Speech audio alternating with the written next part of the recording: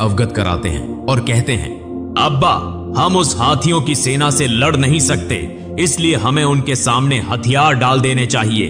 तब अब्दुल मुत्तलिब अपने बेटे अबू तालिब को लेकर हाथियों की सेना के सरदार से मिलने के लिए रवाना होते हैं। इस सेना का सेनापति था मक्का के पड़ोसी क्षेत्र यमन का शासक अबरहा। वह बहुत शक्तिशाली और प्रभावशाली था। हालांकि अरब समाज उस समय अंधकार में डूबा हुआ था, लेकिन दुनिया के अधिकांश लोग जान चुके थे कि इस्लाम ही सबसे उच्च, सच्चा और शांति का धर्म है। इसी कारण विभिन्न क्षेत्रों के लोग इस्लाम स्वीकार कर रहे थे और समूहों में हज के लिए मक्का आते थे। इस्लाम और खाने काबा की यह लोकप्रियता देखकर अबरहा ने अपनी शक्ति के बल पर यमन की राजधानी सना में खाने काबा जैसा एक गिरजाघर बनाया, क्योंकि वह चाहता था कि लोग ईसाई धर्म स्वीकार करें और उसके बनाए हुए गिरजे में अधिक से अधिक आएं।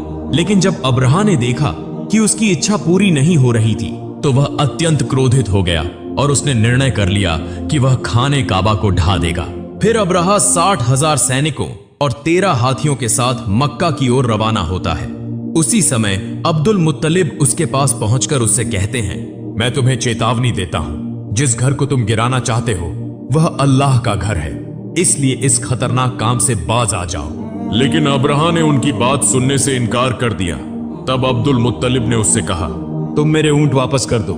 यह सुनकर अबरहा हैरान हो गया और बोला, मैं तुम्हारे पवित्र उपासना स्थल को गिराने आया हूं, जहां तुम्हारे पूर्वज पूजा करते रहे हैं। इससे तुम्हारी इज्जत और पहचान मिट्टी में मिल जाएगी। मगर तुम्हें इसकी कोई चिंता नहीं, तुम सिर्फ अपने ऊंट वापस लेने आए हो। तब अब्दुल मुत्तलिब ने उत्तर दिया, मैं अपने ऊंटों का मालिक हूं, इसलिए मैं उन्हें लेने आया हूं, लेकिन इस मक्का और खाने काबा का असली मालिक अल्लाह है। निश्चित रूप से